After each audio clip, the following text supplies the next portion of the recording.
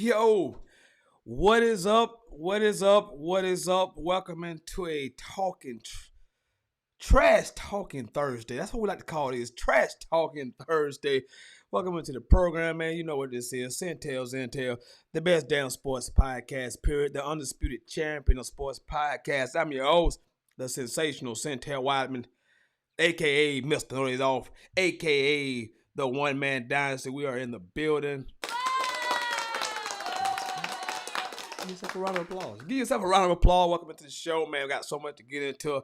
Hey, man, you know, we're right in the middle of the NFL season, college football season. MLB playoffs are right around the corner. We're wrapping up the season. But we had a bit of NBA news right here, dead smack in the middle of the football season. We had some NFL news that came about yesterday. Big time breaking news. We knew that Damian Lillard had been in the news to get traded for a long time. We thought it was going to happen fairly quickly right after the NBA season ended. He made it clear he wanted to be moved finally after 11 years in Portland. His preferred destination was Miami. We all thought Miami. Typically, superstars get to go where they want to go. Typically, the teams acquiesce to their demands, but not in this case. Dame did not get to go to the Miami Heat. But hey, not all is lost. Not all is lost. Dame Lillard is going to the Milwaukee Bucks.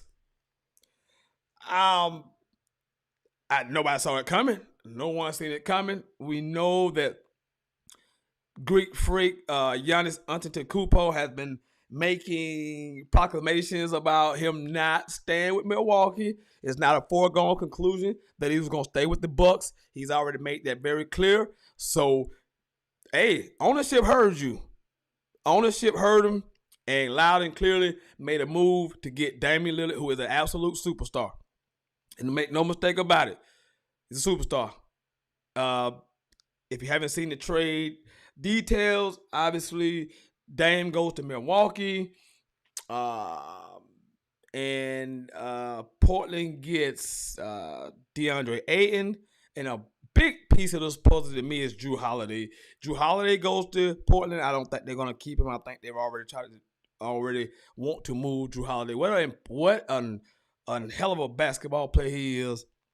Ayton gets gone from Phoenix. I don't think, very low motor guy. I don't know what to make of DeAndre Ayton at this point. Phoenix gets Nurkic and Grayson Allen and a couple other role players to kind of get the depth that they needed, because they have no depth to go around KD and Bradley Beal and Devin Booker. You're talking about three of the most skilled offensive guys on one team, but they have no size and depth. But Nurkic gives them a little size, rebounding. The depth piece is the most important thing, because that's what caught them last year. You can't go 3-4 rounds with the depth they had last year against the talent and the deepness of the Western Conference. You just can't get through it without having depth. I mean, those Booker and KD were scoring at will in the playoffs, but it wasn't enough. They had no other guy that could contribute at all, and DeAndre Ayton was giving them absolutely nothing, which is why he's gone. So I think for Milwaukee, obviously everyone today is going that they're the favorite. I don't believe that to be the case. I do love Damian Lillard, superstar of the highest regard, but he's not a great defensive player. The guy they traded away, Drew Holiday, is a great defensive player. One of the best perimeter defenders in the whole NBA. I love Drew Holiday, really low maintenance, just plays his role. But Dame's a superstar. He's an offensive superstar. He averaged 32 points a game last year. So with him and Greek, yes, they're gonna be tough. They're gonna be tough to stop. But we've seen this. We're not gonna jump to conclusions. It's just rushed. Oh, they're gonna be the best team, because on paper it looks like the best team. We don't know what Chris Middleton is gonna look like. Bobby Portis, Brook Lopez is Brook Lopez. What are we gonna get? So we don't know yet, but on paper, yes, it looks great. You got a top 3 player, you got a top 2 player in the league. Giannis is a top 2 player in the league. I think no one would argue with you on that. Dame probably still top 10, top 15, but one of the most prolific offensive players in the NBA, and he's a closer. Milwaukee believes that scoring was the biggest issue last year against Miami, not defensive side. We shall see though. Mr. KDD, Blazers had zero interest in dealing with Pat. They didn't even try to give Heat a counter or a chance to move. Absolutely. Absolutely. Because we know that if that was the case, they could have been moved Dame. They could have been moved Dame. If they wanted to get rid of Dame to Miami had, that's what Miami had.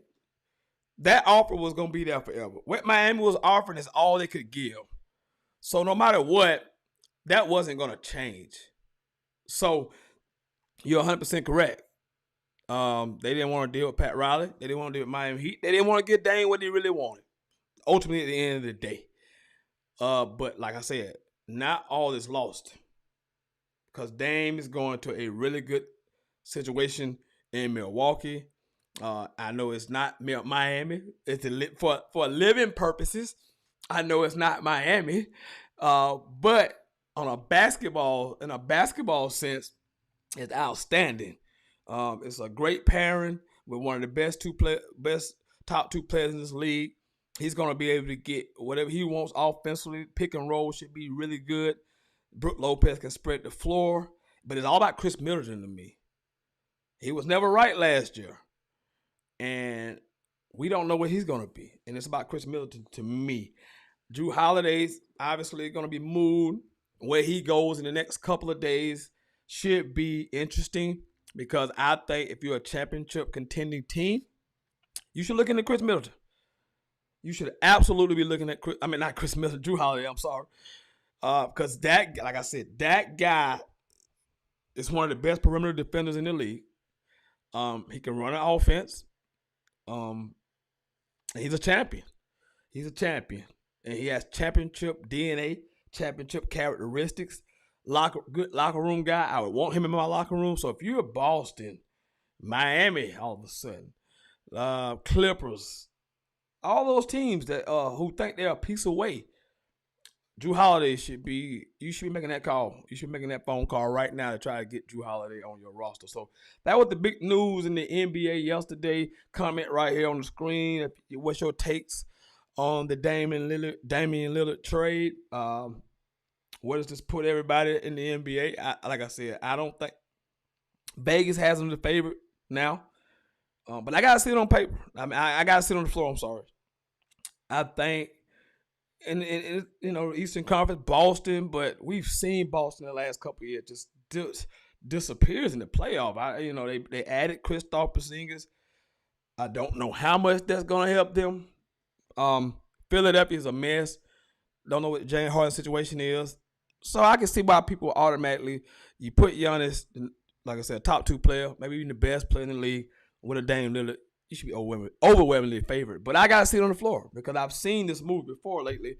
This hasn't been going the way we've seen it previously. You add the best player and it's like add 2 superstars. Hey, should equal a championship. But so many things can go wrong. So many things can happen. I know firsthand about how that can go. So that was that. Also, last night, before I get into the college football games this weekend and NFL on Sunday, let's talk about Ronald Acuna Jr. last night, becoming the first MLB player in the history to go 40-70. 40-70. That's 40 home runs, 70 stolen bases. He did that last night against the Chicago Cubs. What a tremendous feat. Should be a no doubt about MVP. He's been the best player since April all the way to September. He missed a handful of games due to some stuff, but before about 2 weeks ago, he hadn't missed a game. So he's been in the lineup, batting over 330. He got 200 hits. His own base is off the roof, through the roof. He plays a great defensive right field. Just the best player in the league in my eyes.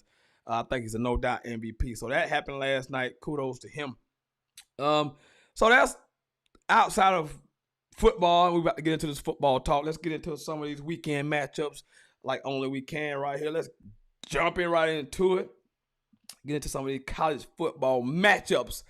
Let's go. Let's go. Let me want to start. You got a game Friday night. We got Utah at Oregon State. Utah's 4-0, by the way. And Cam Rising hadn't even played a game. They're 4-0. The defending two-time Pac-12 champions. Oregon State coming off a tough loss to Washington State last week, but no shame in losing to Washington State. Cam Ward, ladies and gentlemen. Cam Ward. If you haven't watched Cam Ward, do yourself a favor and check out Cam Ward. He's been outstanding so far this season. 13 TDs, zero interceptions for Washington State. Man, the Pac-12 has been just fantastic. It's a shame. It's a damn shame this league is going away. It is a damn shame that this league is going away. This might be the best season in Pac-12 history, and the league is going away. But that's Oregon, Utah at Oregon State on a Friday night. So you got a ranked versus ranked matchup there.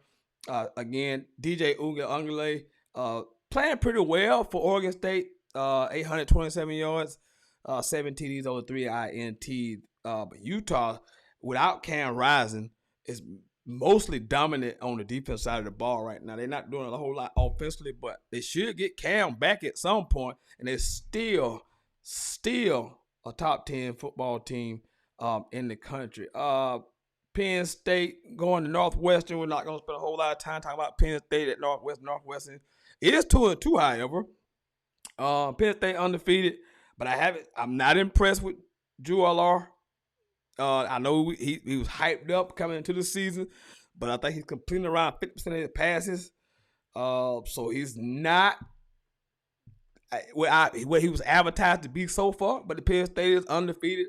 Northwestern, obviously, you fired Pat Fitzgerald at the beginning of the season, so we know that they are in a rebuild type situation. Even though they're 2-2, they're fighting. I expect Penn State to win this game too. I gotta see more from the quarterback position for Penn State. They are ranked number 6 at the moment. Also at 12 o'clock Eastern time Saturday, you have USC traveling into Colorado. USC 4-0. Colorado coming off that embarrassing loss to Oregon last week. I love USC. I really do. But they just don't defend about it. They refuse to play defense.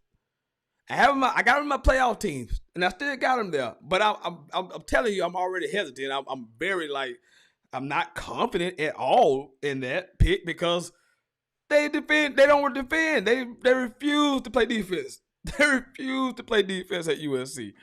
So I think this is going to be a track meet. I do think USC wins. Caleb Williams is just too much offensively right now for Colorado to deal with. They had their hands full last week against Oregon. The Oregon Ducks just ran all over them last week with those little small running backs, but they just physically up front dominated them on both sides. And that's the difference between the Oregon and USC to me right now. I don't see USC being able to do that on the defensive side of the ball because I don't think they got the horses that Oregon got. Oregon got some guys defensively up front that caused problems for them. They couldn't keep him off Shador. They couldn't keep him upright. He got sacked multiple times last week in that game against Oregon. I think USC went. Now, this is a weird 12 Eastern time. This will be a 10 o'clock a.m. local kick in Boulder. This will be a 10 o'clock in the morning start time. So maybe USC gets out to a slow start, that 10 o'clock morning, 10 a.m. Start, but we shall see. Florida at Kentucky should be an interesting matchup. Kentucky has won 2 straight over Florida. This is after Florida had won 34 in a row. Also, Kentucky is favored to win the game against Florida for the first time since 1988. They're favored to win the game. Kentucky does not give up many yards on the ground. We know Florida wants to run the ball right now. They have a great running game with Trevor Etienne leading the way. Drew Leary, who came over from NC State to be the quarterback for Kentucky, has not played particularly well. He's 9 TDs, 5 picks. Should be an interesting game. I think Florida going to have to make some plays down the field in the passing game and have to get to the edges in the running game because Kentucky is really stout up the middle. So Florida gonna have to get on the outside in the running game. They got to throw the ball deep in the passing game to try to loosen up that Kentucky defense. I think they can get some turnovers off of Darren Leary. Should be an interesting game though. Like I said, Kentucky's 2-game winning streak is at 12 o'clock. It's in Lexington, so we shall see how that goes. It's number one Georgia is at Auburn. This is the what did they call this? This is the longest, oldest game in college football or something like that. They've been playing this game for like ever now. Um, Georgia hasn't looked great. They've had flashes at times. I think Carson Beck has done some decent things. He's 6 TDs to 1 interception. Again, for me personally, just looking at Georgia, I don't see that they don't have the guys on the outside on the skill positions. That would concern me if I was a Georgia fan. The running backs aren't great. Like they're just great. Edwards, Milton, they're not they're not Chubb or the guy Gurley or No Shum or Reno. They're not any of those people. They ain't any of those people. They're just average guys and then the outside average. So, but they're so talented, and Auburn can't score. Auburn against their only 2 LBS opponents, I think they scored 14. I think they scored 10. They scored 14 against Cal, and they scored 10 last week against A&M. So they can't score. This is a bad recipe when you play at Georgia when you cannot move the ball offensively. So I expect Georgia to roll over them because they can't move the ball. Auburn cannot score. Georgia gonna do enough offensively. They shouldn't be threatened by Auburn. Even though the game is on the plane, Georgia is a 14-point favorite, by the way. Michigan at Nebraska. Michigan is 4-0. Haven't been challenged yet. Michigan hasn't been challenged. Nebraska's won 2 straight after starting season 0-2. Blake Corum, 8 TDs already, 58 carries, 351 yards. Haven't seen a whole lot from Michigan. JJ McCarthy is playing okay. Nebraska don't present much of a. I don't see any issues with Nebraska. I don't see Nebraska causing them any problems. But Nebraska have been playing well the last 2 weeks. They got the new head coach, so we shall see how that turns out. An interesting game this week for me. Kansas at Texas. Kansas got a chance to make this game really nerve-wracking for Texas.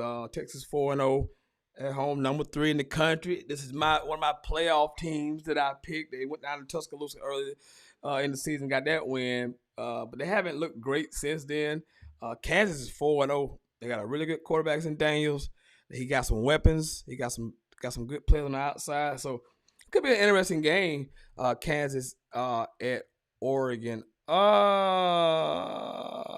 mean Kansas at Texas. Did I say Oregon? Why did I say Oregon? Why did I say Oregon? Let's see what we got here. Let's see. Anything of note? Oh. Yeah, Notre Dame coming off that heartbreaking loss. They go to Duke. That's what game day is at in Durham, North Carolina this week.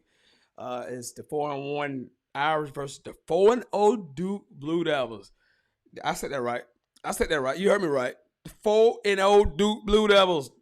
Not basketball, football. Riley Leonard and the crew. Sam Hartman come out, like I said, a heartbreaking loss against Ohio State. With some critical late game management from the Irish, man. The last 2 plays of that game, they were on defense. They had 10 players on the field. 10 players when they gave up that game-winning losing touchdown to Ohio State. I thought they did enough to win that game, but give credit to Ohio State for going in there, making a few plays and beating the Irish. So now they got to turn around. You got to get that bad taste out your mouth, and you got to go on the road and play a good Duke team because that one loss could turn into 2 losses because Duke is good enough to beat Notre Dame. I do think Notre Dame up front will be able to run the football because that's what they do. Now, they got away from that a little bit against Ohio State last week, but they should be able to run the ball, be physical with Duke. I get a slight edge to Notre Dame. Point spread, Notre Dame is 5.5 point favorite. So they're giving Duke 5.5. So should be a good game. Like I said, game day is there. So Duke, Notre Dame. Let's see if anything of note. Oh, South Carolina at Tennessee. South Carolina coming off a good win against Mississippi State last week. It makes me want to go back to last year's Tennessee South Carolina game. This was Spencer Rattler threw 6 TD passes. Six TD passes for Spencer Rattler last year against Tennessee. Rattler's been pretty good this season. 1,200 yards, 7 TDs, 2 picks. It would be a lot better if he had Juice Wells. I don't know the status of Juice Wells. Leggett has been playing well for him at receiver. He's been at school forever. I don't know how he's still at school, but yet he's still in school, and he's putting up numbers for him. So he got 27 catches and 3 TDs. But I don't know the status of Juice Wells. We shall see. I don't know what the status is of Juice Wells. And I think that's pretty much it for college football, for its games this week. If you got comments, if you got some games you want to talk about for college football, just feel free to comment. If you got some thoughts on this weekend's games, like I said, there's not a whole lot of quality games this week in college football, but let's move on. NFL got a big game tonight. It's Detroit at Green Bay. 2-1 Detroit at 2-1 Green Bay. Interesting matchup here. Hold up. Let me get this pulled up. Give me a second. Get this pulled up for you.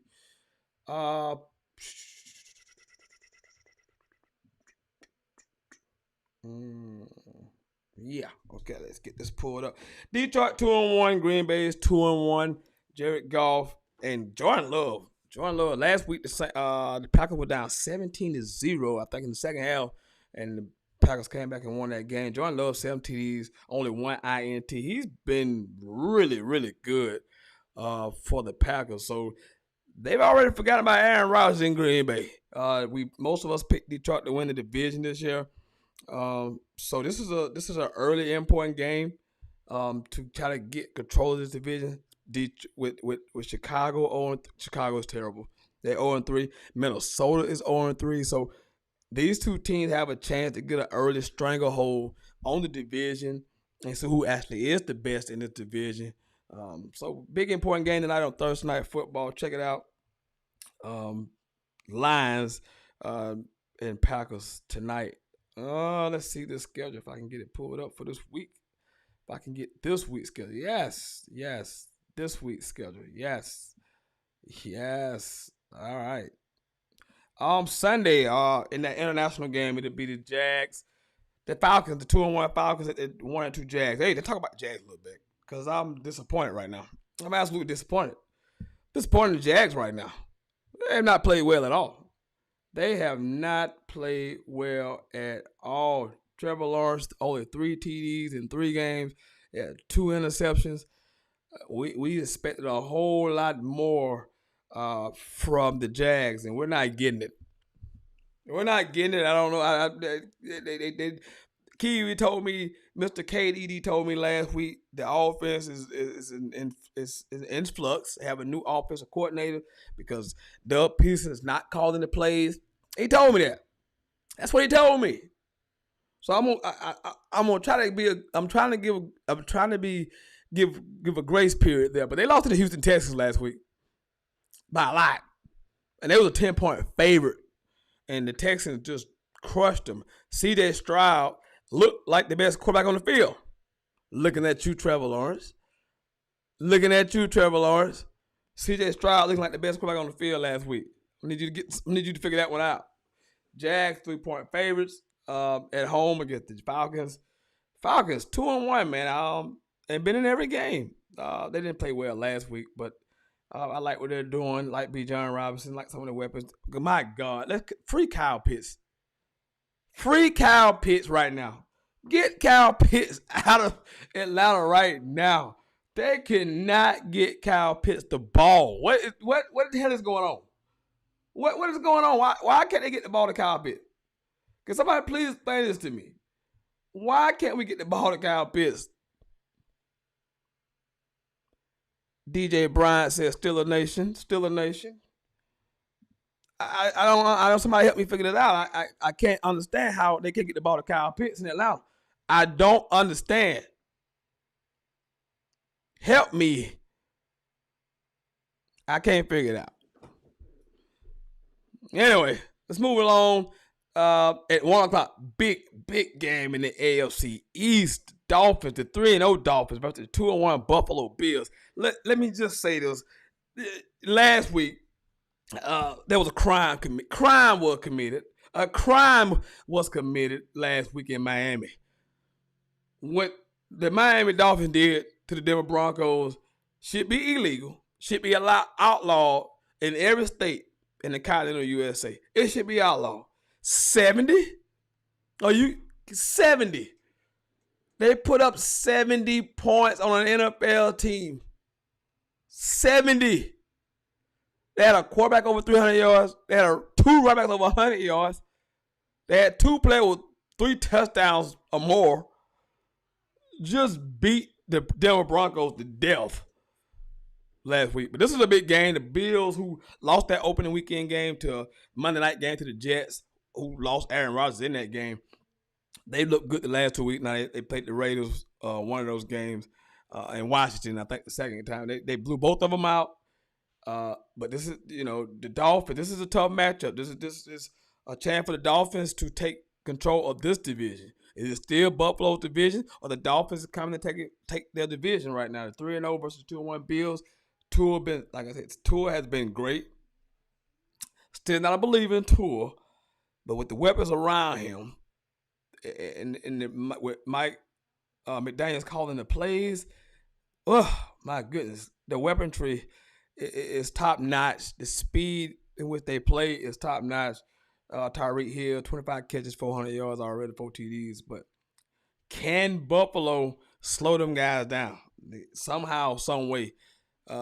Make it difficult on Tua and the Miami Dolphins. This should be a good football game, great football game. I'm looking forward to it on Sunday. Dolphins at Bills. Now, see, when you have, I had a great game. I said Dolphins at Bill. Shakir Rose says, before we get into that, CJ Stroud looks amazing. Yeah, he does. I don't know if he was leading the league in pass after 2 games. I'm not sure where he's at right now, but he's throwing the football with tremendous accuracy. He's been fantastic. He's been great. So yeah, CJ Stroud has looked the part. I said that we got a great game. I said we got a great game with the Bills and the Dolphins. I said we got a great game. And then God said, let the 2 worst teams in the NFL play this week. The Broncos and the Bears. Oh my God. I don't. So that is the Broncos, and the Broncos are at the 0-3 Broncos are at the 0-3 Bears. I have no words. I don't know what to begin. I don't think Russell's playing bad. The defense has been horrible. I mentioned the 70. They just gave us 70 points. And I think the week before that, they gave up a bunch of points to the Commanders. They lost the lead. The Bears have been, Justin Fields has been god awful. I don't know if it's the offensive coordinator. I don't know if it's, I don't know what's going on in Chicago. I don't know if it's a lack of playmakers. I don't know what's going on. But it's horrible. It's horrible. There's no other way to explain that. So it's just been pathetic and bad. Let's see. Whose offense been horrible? Oh, Mr. KDD say offense been horrible. I don't know what offense he's speaking about because I'm talking about 2 worst teams in the league right now. First real test for Tua. I see a regression Sunday for Tua. That what Shakir Rose says about that game against Miami, against the Bills. Hey, we're gonna find out. This is one of those measuring stick games for the Dolphins this week because Buffalo's really good and they've been running the division for the last couple of years. We all agree that the Bills have been running this rough shot over this division. Miami's coming though, but we're gonna find out. But back what I was talking about, the Broncos and the Bills. Jesus, the Broncos at the Bills. My God. What? Holy. Justin Fields, like I said, been horrible. The Bears, I'm going to move along because I don't have the words, man. Let's move along. They're just two of the worst teams in the league. They're just both playing bad. Big game in Cleveland, 2-1 Ravens, 2-1 Browns. Deshaun, Lamar, the Ravens offense hasn't looked a whole lot different than what it looked the last few years. And I don't know if that's Lamar or what's going on, but it doesn't look explosive. We were told there would be fireworks. We were told there would be fireworks with the Ravens offense. We have not seen it. We have not seen it yet. Maybe it shows itself this week. Deshaun hasn't been great. And he's gonna have to play a lot better now with Nick Chubb out for the season. As I look, Deshaun 4 TDs, 2 picks. It's okay. It's okay, but it definitely ain't $232 million. $232 million worth of play. It's not that. It's not that. He has not looked great at all. I don't know what's really going on. I hate to be that guy. This has Tiger Woods feels to me. Like, this is Tiger Woods feels to me with Deshaun. Tiger was so dominant all those years, and then when he got caught up in that situation, he was never the same golfer after that. Like, he went on to win, a major after that, but it took years after he won that major. But now looking at Sean going through what he's went through and coming through it, the after effects, he doesn't look like the same guy before all of that happened. He just doesn't. He doesn't move the same way.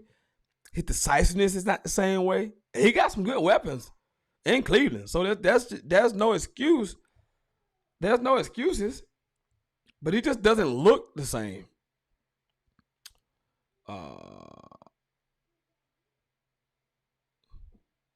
I'm not in broad daylight with no mask. Are we talking about Deshaun right now? I mean, who are we talking about? You gotta be specific, Mr. KD. There, I'm talking about a whole bunch of different things. I'm jumping around. I'm not being I'm not standing on one thing. So I don't know who you're talking about right now when you say broad daylight. I think you're talking about Deshaun. Yeah, Deshaun taking money. Yes, he's definitely taking money. He's not been the same guy coming back, and we excused it last year because he missed 11 games after having already missed the year before that. So we were waiting. So we gave him a brief. We gave him a pass. Gave him a break. But he's not played well at all. So we got to see what's going on with Deshaun. Should be a good game though. Browns and Ravens. The Browns have the number 1 defense in the NFL. Have you seen the havoc that Myles Garrett has been causing offensive teams? Oh my goodness, he had 3 sacks last week.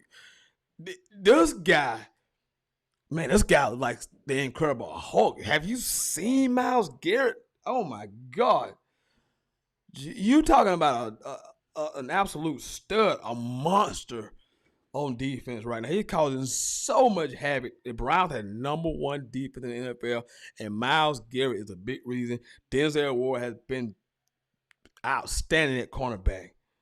Just to name a couple guys off the defense. But the number 1 defense in the NFL belongs to the Cleveland Browns. Ravens gonna have to figure it out, get it together this week. Browns are favorite by 3 at home. The Bengals coming off a big win Monday night, travel to Tennessee.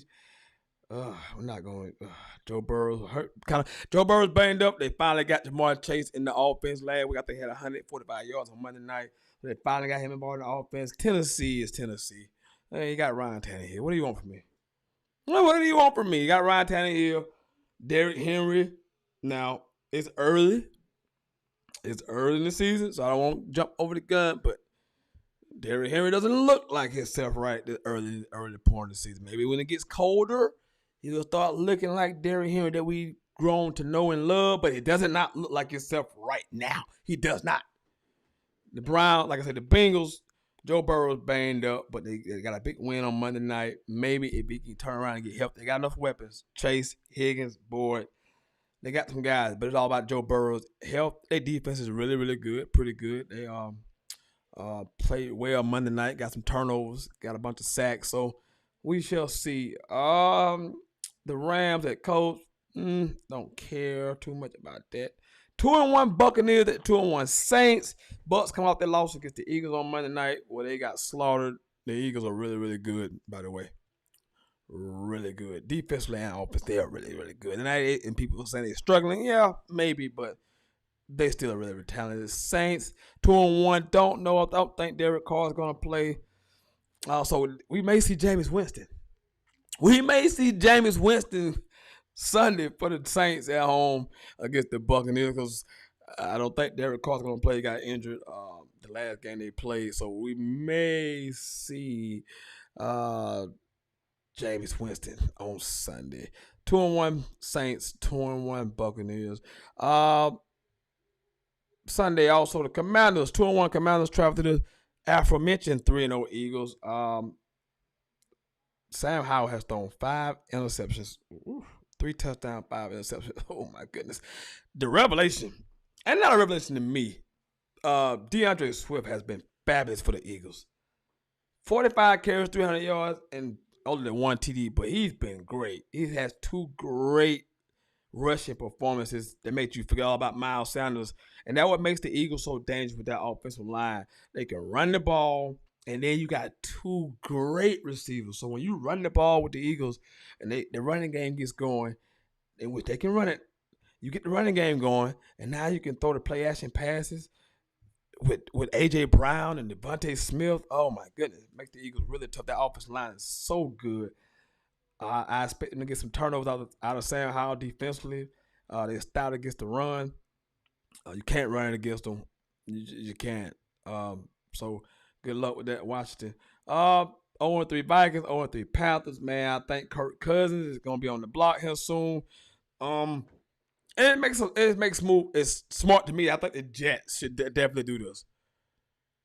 Kirk, 9 TDs, 2 interceptions. Now, I know somewhere probably empty calories, but if I'm the Jets, I'm making that phone call. The Vikings they're not.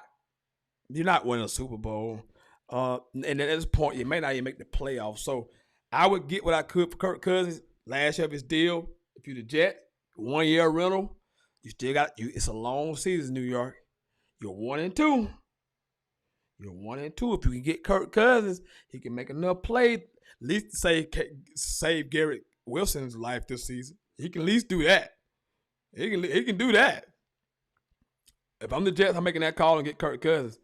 The Panthers, young team with a new quarterback, new coach, new quarterback.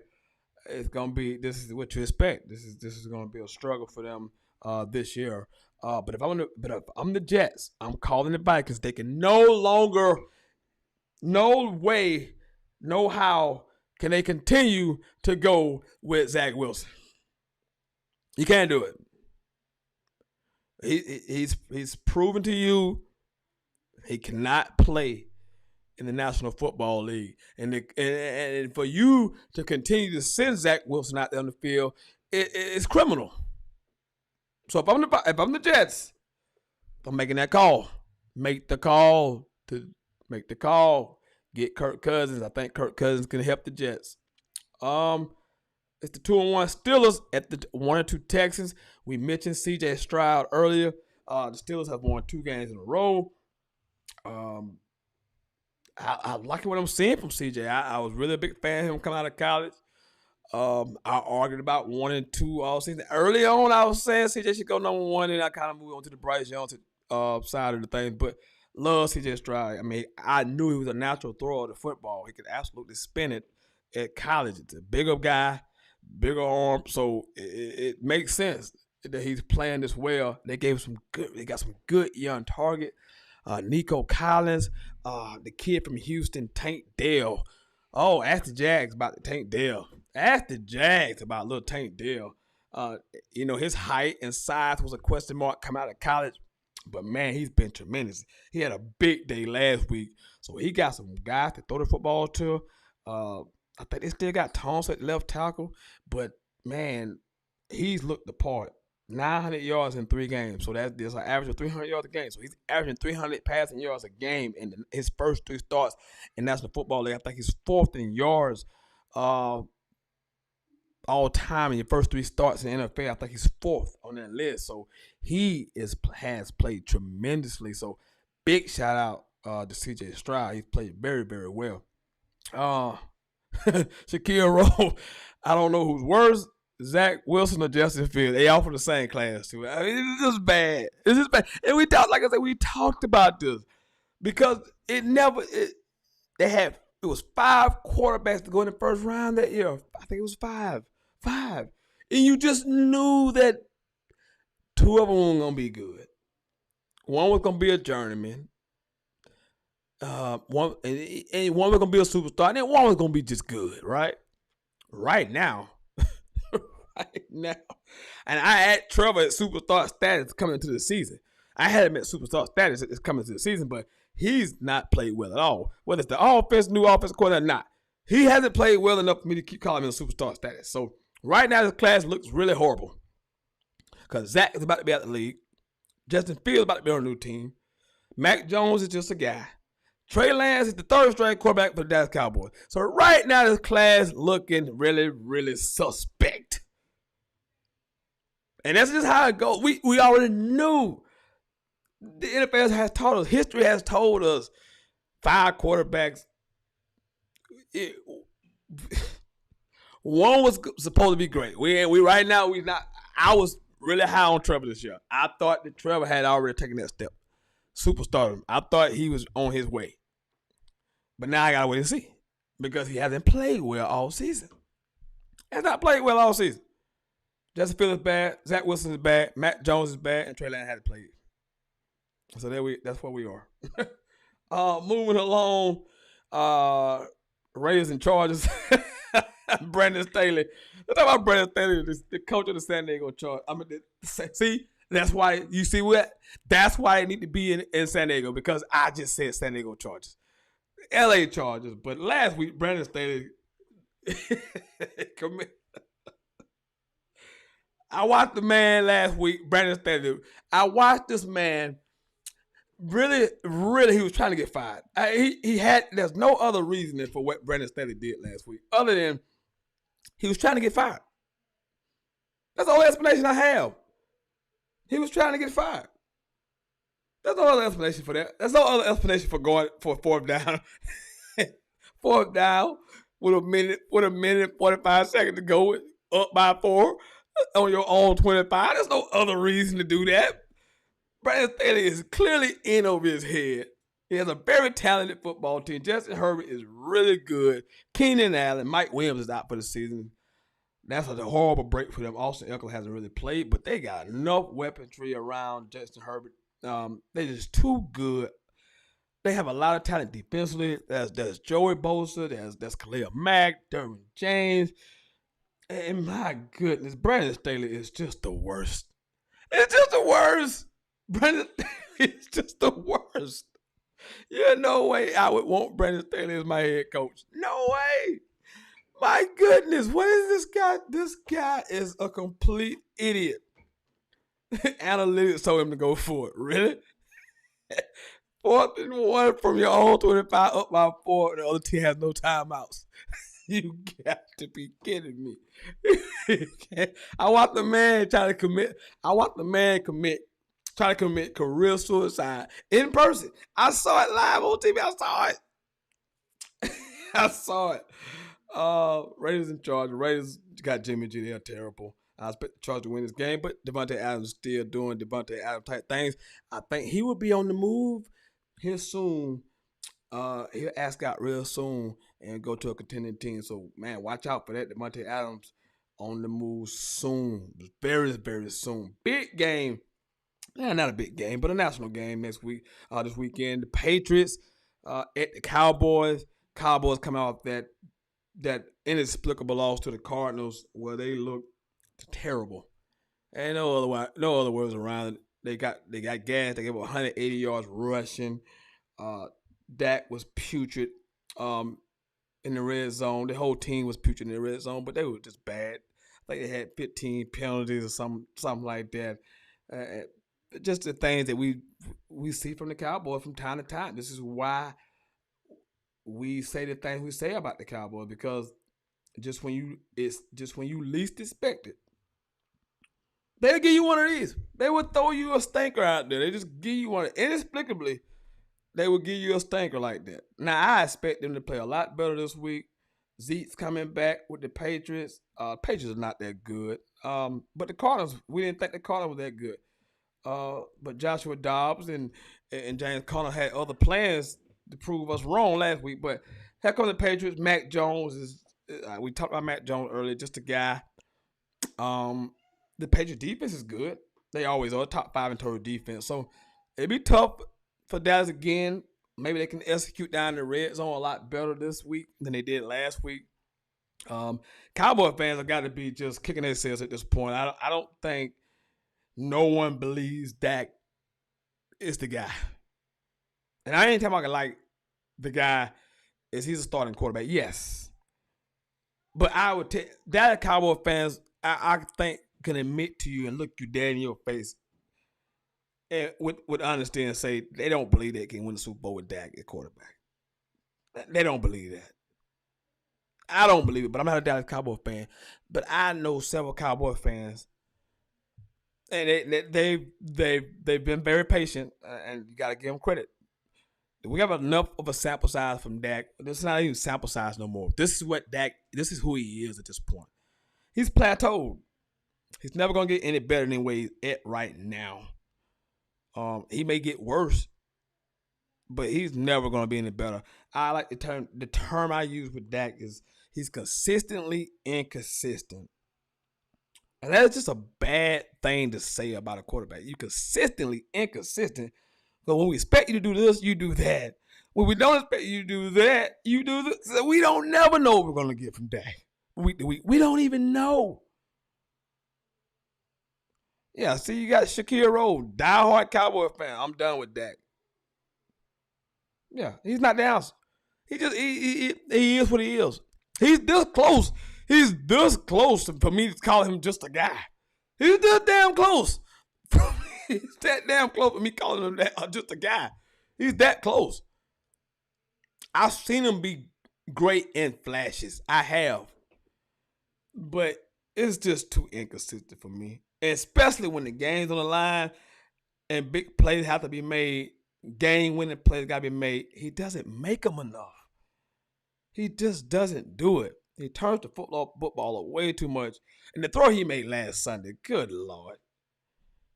You expect that from a first-year guy, second-year guy, third-year guy maybe, but eighth-year guy making a throw like that in the middle of the field? You don't see this linebacker?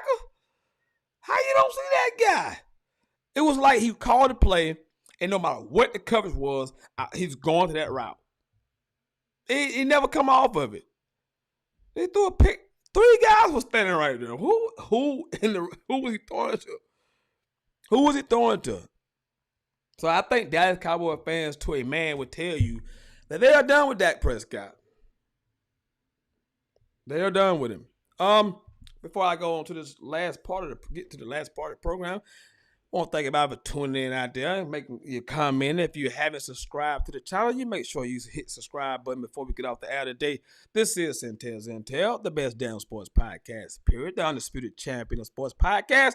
And I'm your host, the sensational Sentell Whiteman, a.k.a. Mr. No Days Off, a.k.a. the One Man Dynasty. We've kind of discussed a little bit about college football this weekend. Not a whole lot of big games, but we did talk about a couple of the games involving top 10 teams, some ranked matchups. Got into some of the players that are performing very well so far thus far during the season. Now we're on the NFL schedule this weekend. We just got to the Cowboys and Patriots game. Interesting game. Belichick, New England going to Dallas, to be a big-time ratings game. Anytime you have the Cowboys in the 425 slot, and then the Patriots come to town. So should be a fun matchup. Aaron McCoy, I see you down there. He commented. He's talking about his Penn State boys because I mentioned Penn State earlier when I was talking about Drew. Most important thing about LR at Penn State, It's no pick so far. No turnovers for Penn State. Yeah, I mean that's the thing. He ain't turning it over, but he's completing his percentage completion is terrible. I haven't seen enough dynamic plays from him to make me think that you can beat Michigan and Ohio State yet. I ain't saying he ain't capable. I haven't seen the guy that I was told about all season that was going to be a different guy than what they previously had in Clifford, Hackenberg, and all the other bums that don't come through Penn State. Just guys, because they ain't really had a guy at quarterback in the last decade at Penn State. It's been a long time since Penn State had a great quarterback. When's the last time Penn State had a great quarterback? Kerry Collins? I mean, last time they had a great quarterback. Really? Last time Penn State had a great quarterback. For real, seriously. He says Michigan J.J. McCarthy looks worse so far, and he's considered Heisman watch in the top quarterback in the draft. Yeah, I don't think McCarthy has played great. I think his percentage, his completion percentage is a lot higher than LR. I wouldn't have him in my Heisman watch yet. I'm looking at Michael Penix and Cam Ward, obviously Caleb Williams. Some of these other guys, Shador Sanders, he's gonna get eventually locked out because they're gonna lose a lot more games. But I look at Michael Penix. It's right now. It's Michael Penix Jr. And if they lose 2 games or less, he's gonna win the award. He's putting up crazy numbers right now. His receiving core probably the best in the country. It might not even be close. He's got about 3 guys that can all get it done. McMillan, Polk. Aduzier, man, those guys are good. Them guys are good. I know for a fact Aduzier is gonna be a first-round draft pick. That's how good that receiving core is. Yeah, I just ain't seen enough from Al to be just pounding the desk for him. I want to see more. Long season ahead. He only played 4 games. We're a third of the way through the college season, so I'm not gonna throw up a rate for anybody. And it's wide open. This is one of the most wide open seasons ever in college football. Anybody can win this thing right now. Anybody can win this thing right now. Get back to Sunday.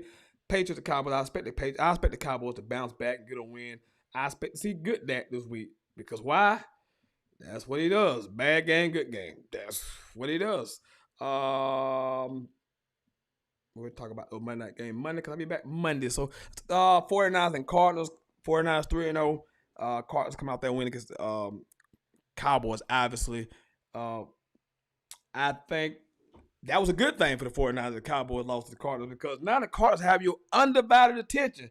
There's no reason to look over the Cardinals at all. And I think the 49ers can get better offensively. Brock Purdy can be better. Christian McCaffrey, goodness gracious. Right now, he'll be the NFL offensive player of the year. I mean, he's been that good. Yeah, 60 carries, 353 yards. I'm not even sure how many receptions he has, but he's been sensational. Yeah, he's catching the ball, running it, and he's done everything you can ask for in a running back. That kid, he's super, super special. Love CMC, and we've not lost a regular season game since we got this guy. He makes this thing go now.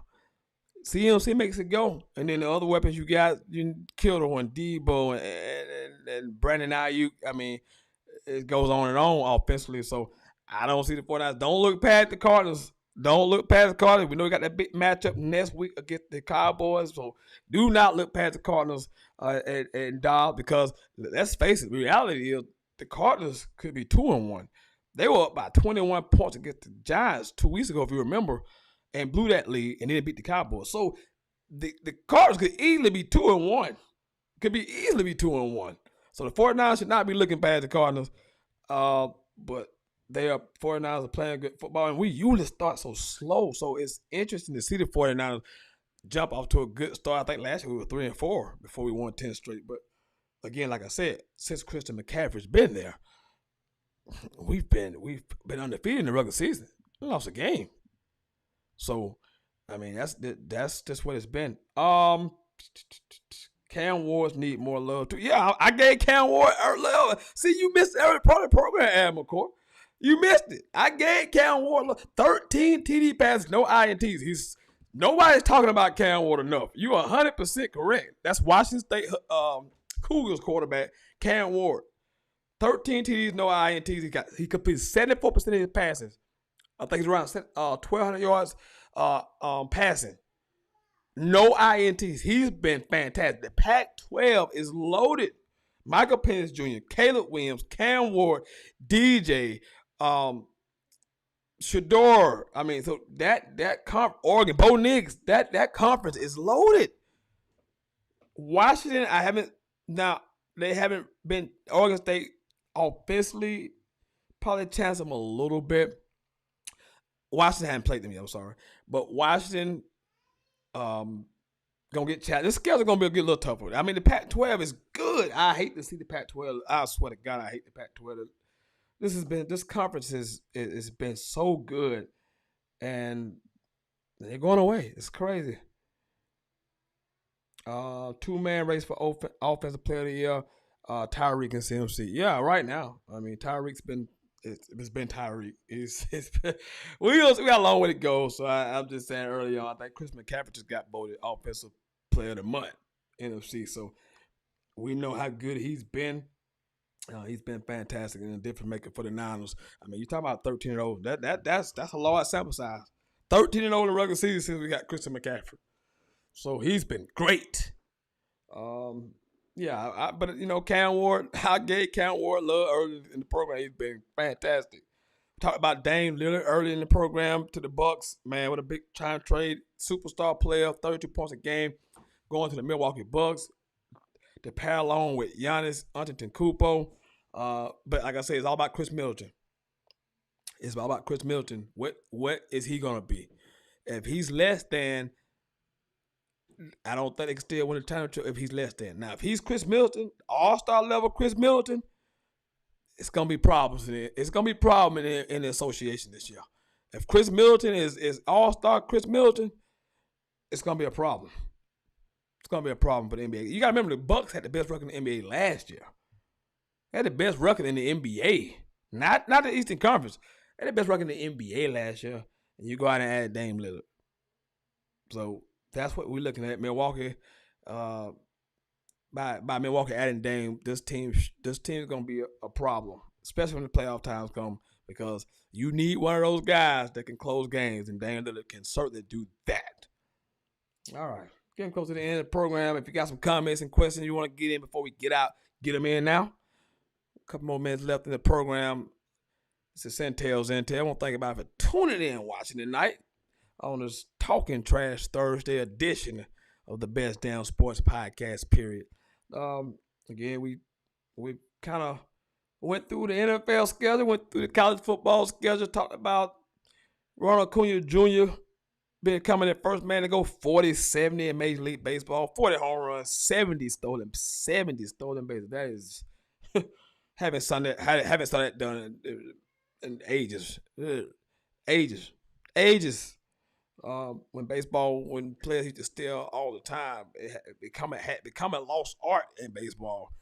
And then Ronald Acuna goes out and steals 70 bases this year. So big ups to him.